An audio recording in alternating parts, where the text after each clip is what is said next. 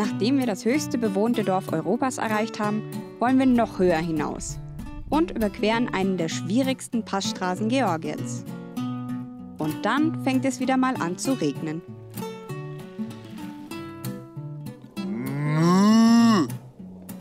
Ich stehe direkt vor unserem Zelt hier. Oh, dicke Muku, du, hä? Schmeckt's dir da?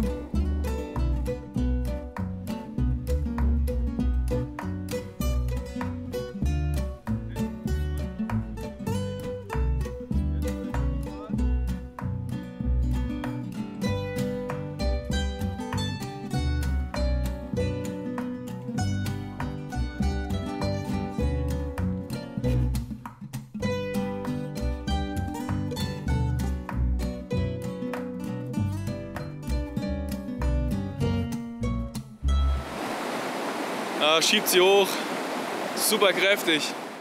Wir werden eskortiert von der Dogo-Gang. Alle drei hocken sie oben und gucken, dass die Melli auch ja keine Kuh ist, die hier durchkommt. Manchmal fühlen wir uns die Kühe.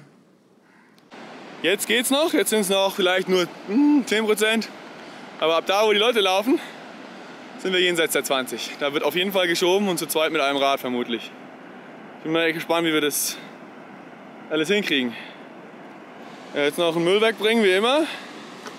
Den tun wir in der Seite immer und bringen wir immer alles weg, selbstverständlich. Ja, genau. Ach übrigens, das da hinten ist ein Klohäuschen. Da scheißt man direkt in den Fluss hinein.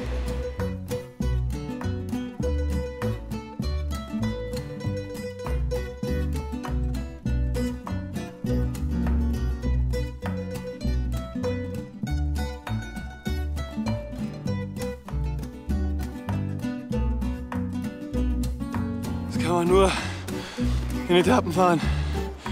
Ah. Oh Gott. Oh.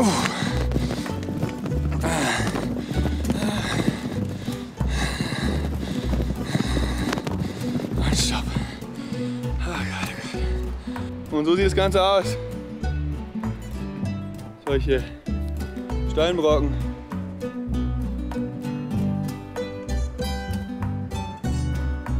Aber man hat bei der Quälereien schon Ausblick. Jetzt geht's auf den Pass rauf. Jetzt hüpfen wir.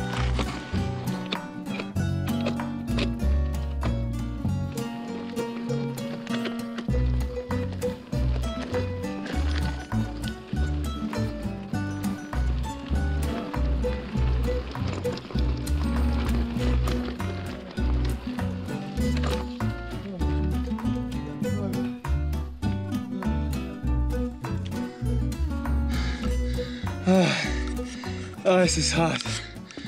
Oh. Oh, da unten ganz links hinten unten, das was jetzt im Bildzentrum ist, da haben wir gezeltet. Es ist ein Höhenunterschied von 300 Metern auf etwa, ich würde sagen höchstens 2 Kilometer. Mehr war das nie im Leben.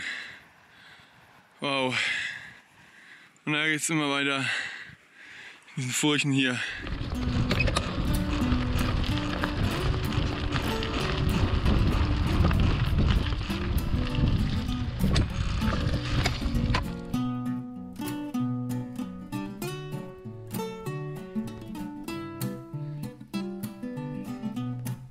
Wir überqueren den Zagar Pass, der auf 2600 Metern liegt. Er ist der höchste Übergang zwischen Mestia im Westen und Lantechi im Süden Georgiens. Die Berge rings um uns herum sind über 4000 Meter hoch. Und der Ausblick ist einfach gigantisch.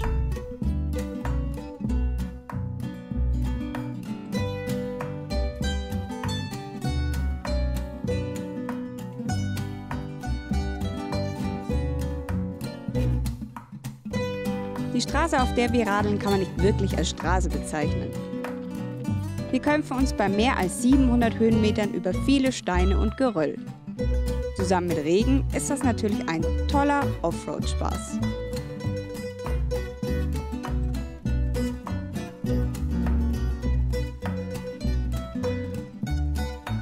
Da schieben wir durch, ja? Nicht sowas, die ganze Zeit. Das sind 30 cm mindestens. Das ist unsere Straße.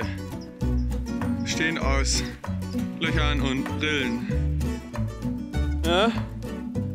Spürt ihr den Schmerz? Ich würde auch gerne auf dem Sofa sitzen. Oh, hier gibt es noch ein bisschen Gletschers.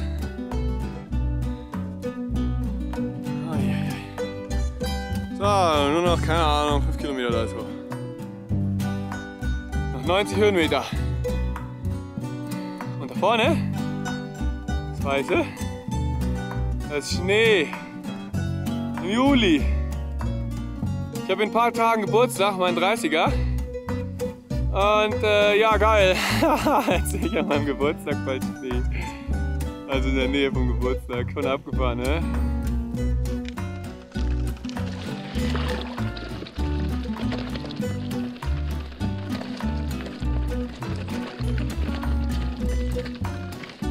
Im Übrigen hat es letzte Nacht wieder mal 4 Grad gehabt. Es war vergleichsweise warm. Also hier oben jetzt hat hier mit 18 Grad im Schatten. Sind wir recht froh, dass die Sonne nicht so ballert. Das ist echt super. Relativ schön bewölkt. Wir sind an einem Gletscherausläufer. Und da kommt Gletscherwasser unten raus. Da fahren wir jetzt gleich drüber. Wir sind am und im Gletscher. Wahnsinn. Da vorne dampft es richtig raus. Die Luftfeuchtigkeit kondensiert in der Luft und bildet Nebel, weil das Wasser so kalt ist. Es ist quasi 0 Grad Wasser. Das ist gerade so am Gefrierpunkt. Richtig krass. Da schmilzt der Gletscher. Das war so richtig unterspült hier. Und ist auch saudreckig, weil es halt jetzt, der Winter ist vorbei, den ganzen Tag fahren die Autos durch. Sonst wäre es schön rein in weiß, aber naja, gut, egal. Wir werden jetzt eine Schneeballschlacht machen, sofern man das überhaupt anfassen kann, falls es nicht komplett Eis ist. Mal ausprobieren. Sau hart. Doch keine Schneeballschlacht heute. Nee, keine Schneeballschlacht. Also, es ist ein bisschen so wie der Schnee am Straßenrand, der immer zusammengekehrt wird. Aber viel fester. Aber die Farbe ist ungefähr so. So, jetzt geht es immer noch weiter. Natürlich sind wir noch nicht oben. Hahaha. Oh mein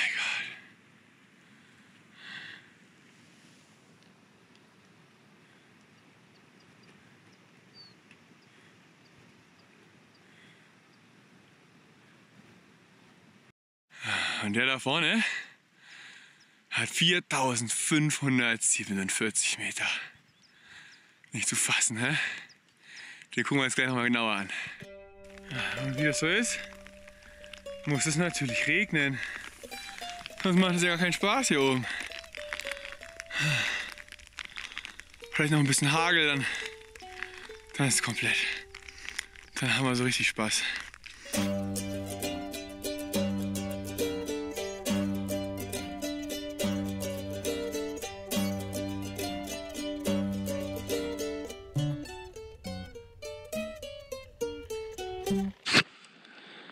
Wir sind oben. 1650 oder sowas. Und jetzt geht's wieder runter. Aber leider regnet es hier und deswegen können wir nicht mit der Drohne fliegen. Weil die da hinten, 4000er. Schade. Und wir können auch nicht warten, weil wir haben sau Hunger und ja, Mist. Eigentlich wollten wir hier oben essen, aber im Sonnenschein. Und jetzt wird eh alles nass, deswegen ja, genau. fahren wir jetzt runter. Es gibt auch keinen Unterstand. Wir hatten gehofft, meistens gibt es ja irgendwie Gipfelkreuz, irgendwas. Und in Georgien viele Kirchen, dass sie hier so einen Kirchenstand haben, aber haben sie nicht. Jetzt fahren wir mal, bis wir was finden. Also die Dinger sind echt verdammt tief.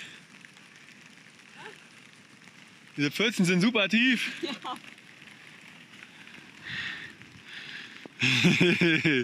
Immer weiter. Also hier drüben ist die Straße besser. Viel besser. Zum Glück.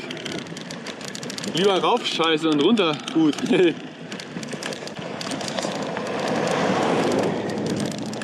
Das sind die, die normal hier hochkommen. Allrad und vollgepackt und im Warmen mit der Standheizung hier und so. Ah, ich werde mal meine Handschuhe anziehen, weil es ist wirklich alles andere als warm hier. Das ist richtig zapfig. Da frieren einem die Flossen weg. So, ich wiege im Moment mehr, viel mehr, weil ich das ganze Zeug von der Melli trage, weil sie hier den Berg sonst nicht gescheit hochkommt. Und jetzt fahre ich mit einem, ich schätze es jetzt mal auf 65, 70 Kilo, weil ich gerade kein Wasser habe. Ja, eher 65, ich habe gerade kaum Wasser dabei und das Essen geht auch langsam aus. Kilorad, also das Tourenrad, hier den Berg runter über. Das hat nichts mit Schotterpiste zu tun hier, das ist, keine Ahnung, das ist ein Mountainbike-Trail. Hui, das macht schon Spaß. Man muss aufstehen, sich ein bisschen nach vorne lehnen und dann einfach, Ideallinie heißt. Dann müssen die Melli einholen. Das wird mich aber auch alles Material ermüden, da muss man ein bisschen aufpassen. Sonst schrottet man gleich sein Rad. Das Ding ist ja nicht dafür gebaut. Also die Seite zum Runterfahren ist deutlich besser als die andere, gell? Hier sind viel weniger Löcher, überhaupt keinen Fluss dazwischen, hier so Spurrinnen. Das ist ja ein deutscher Feldweg hier. Nee, das ist auch nicht, das ist schon schlimm. Wir haben gerade gesagt, wir sind sehr froh, dass wir schon geübt haben in Bulgarien, so Geraffel hier zu fahren. Weil als Frischling haut sich hier vollkommen zusammen, keine Chance. Da brichst du in Tränen aus. Da bin ich mir ganz sicher. Allein schon der Hochweg. Da bin ich schon froh, dass wir so Schweiß schon hinter uns hatten und das auch unsere eigenen Grenzen ein bisschen kennen. Dass wir wissen, okay, so und sowas geht und ja, das schaffen wir heute oder das schaffen wir halt heute nicht. Mini ist ja ein richtiges Offroad-Talent geworden jetzt hier. So, was haben wir denn hier wieder Tolles? Ein Fluss.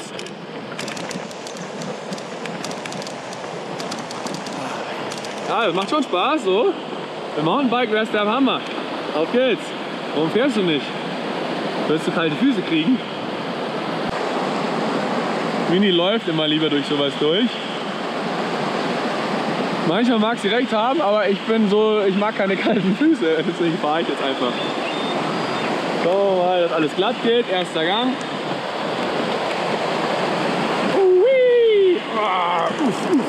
Yes, läuft. Also Tipp für euch, der Clou ist immer reinrollen lassen bis zur tiefsten Stelle und dann sofort treten.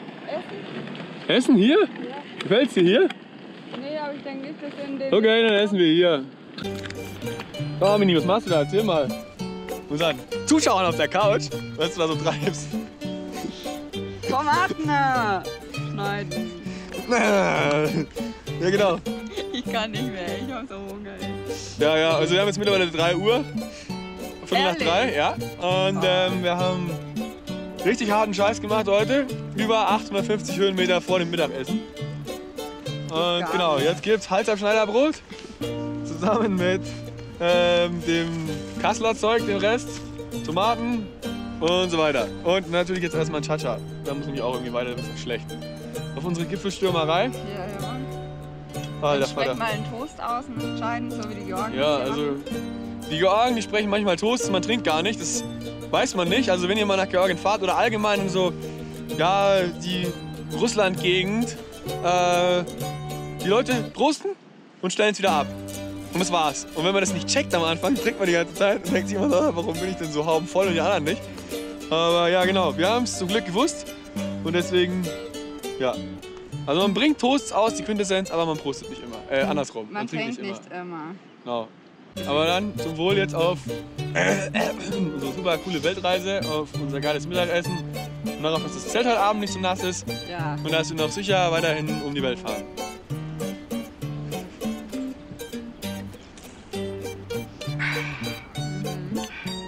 Genau. Diesmal ist er gar nicht so schlimm. Gestern war er schlimmer. Er tut jetzt richtig gut. Ne?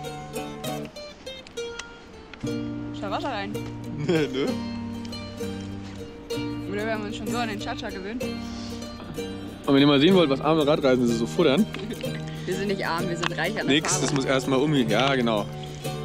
So, also wir sind super reich, nur nicht finanziell, aber das braucht es auch nicht. Pass auf. Wo war ich jetzt? Ich wollte eigentlich erzählen, was da drin ist. Und das ist nämlich der Kraftmann schlechthin. Also das ist jetzt Kassler, Sonnenblumenöl, weil wir kein Olivenöl mehr haben. Ein Haufen Tahin, Salz und Pfeffer. Also es ist, genau, und Tomaten. Also es ist quasi pures Fett und dazu Geschmack, weil Fett braucht man. Man braucht wirklich viel Fett und wir magern schon ab. Und ihr seht, wie die Melli gerade abmagert jetzt in diesem Moment. Genau. Und genau. Oh, das schmeckt super. Umso fettiger, umso besser. Ja, schon wieder durch den Gletscher. Diesmal ist es ein Sumpfgletscher.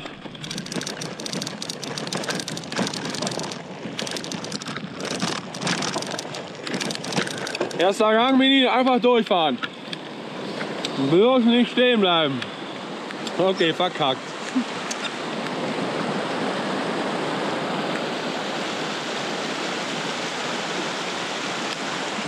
Okay.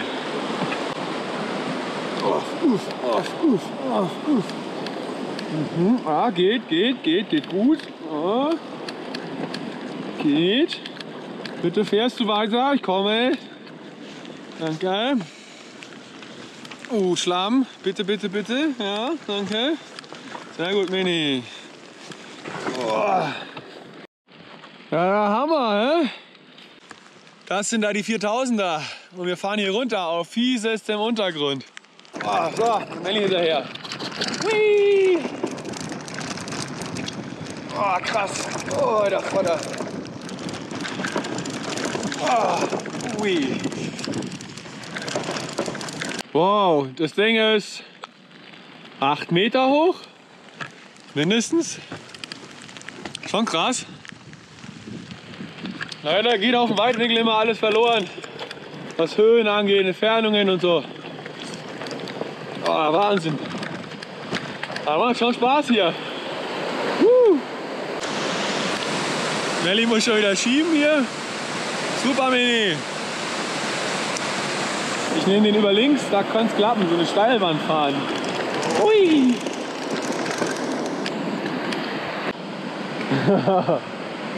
Und hier wird es auch richtig kalt plötzlich, gell? Stell dir vor, was wir hier durchfahren muss vorher, das ist so heiß. Krasser Scheiß. Es regnet in Strömen. Und der Boden, der weicht sich auf. Eine Schlammparty. Ich bin mal gespannt, in wie vielen Kilometern wir auf Asphalt treffen. Ich schätze mal schon, dass es noch 20, 30 sind. Ziemlich sicher. Wir fahren durch Flussbetten. Ja, es wird wirklich immer schlechter hier. Oben war es noch echt gut, da war ich noch richtig positiv überrascht, aber es wird immer schlechter. Bis zum nächsten Kap sind es 10 Kilometer. Auf sowas hier. Mit strömenden Regen.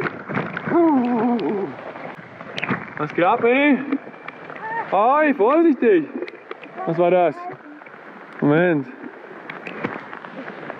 Was machst du da? Aua, ich habe einen Krampf überall.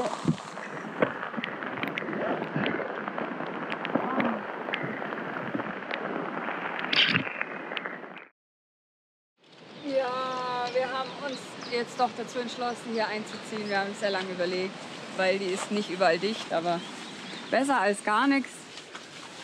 Auf jeden Fall hat sie sau viele Nägel, da kann man alles aufhängen zum Trocknen. Und ja, unsere ganze Top-Peak-Ware ist leider nicht dicht. Na, eine Tasche schon. Eine Tasche von Top-Peak, der Rest überhaupt nicht. Genauso wie die VD-Taschen. Ja, die VD-Taschen sind auch nicht dicht. Zelt. Also irgendwie ist gar nichts dicht. Ja, irgendwie ist gar nichts dicht. Wir sind nicht mehr ganz dicht. Ich weiß auch nicht. Ja, das Schlimmste ist eigentlich das Zelt. Also, auf jeden Fall haben wir mal hier alles aufgehängt. Das ist super cool. Hier so mit einer Wäscheleine und so sieht's aus von innen. Und ja, noch zu allem Übel, was ist noch? Ah, der Kocher, der ist undicht. Das ist richtig scheiße, weil wir versucht haben, den zu reparieren. Der leckt halt, da kommt das Benzin raus und man kann gar nichts mehr damit anfangen. Und dann haben wir es gestern versucht zu kleben, aber es sind jetzt neue Stellen aufgetaucht, die undicht sind. Und Genau, das Ganze ist halt ziemlich lebensgefährlich, mit einem Benzinkocher zu hantieren, der undicht ist. Wenn es am falschen Ende brennt, dann macht's fupp. Und genau, deswegen machen wir es nicht mehr. Also es geht auch gar nicht mehr. Selbst ich hab's versucht, vergiss es. Und ja genau, jetzt verhungern wir halt hier. Wir haben jetzt noch ein bisschen Essen, aber wir wissen, wie Offroad und selbstversorgerisch wir unterwegs sind. Und da kommt jetzt erstmal ein riesen Batzen Neuinvestitionen auf uns zu, was angeht Kocherzelt, neue Taschen und so weiter. Das Problem ist ja, wir haben Essen dabei, aber Kartoffeln kann man halt nicht roh essen. Genau, davon kann man sogar sterben, von rohen Kartoffeln. Ja, wir könnten nicht mit dem Kocher. Jetzt hungern wir halt. Wir haben noch ein paar Trockenfrüchte und morgen früh geht's ins nächste Dorf. Auch wenn es anstrengend war und wir einfach kein Glück mit dem Wetter hatten, diese Etappe hat uns wieder gefordert, aber es hat auch total viel Spaß gemacht. Wenn du wissen möchtest, wo wir schon überall mit unseren Reiserädern waren oder du unsere Route nachfahren möchtest, findest du in der Videobeschreibung unsere Original-GPX-Daten zum Download. Wir freuen uns, wenn du uns bei unserem Equipment unterstützen möchtest. Das geht zum Beispiel über PayPal oder über eine Mitgliedschaft. Die Infos dazu findest du ebenso in der Videobeschreibung. Vielen lieben Dank und bis zum nächsten Mal zu einer neuen Schlammschlacht-Etappe im Hohen Kaukasus.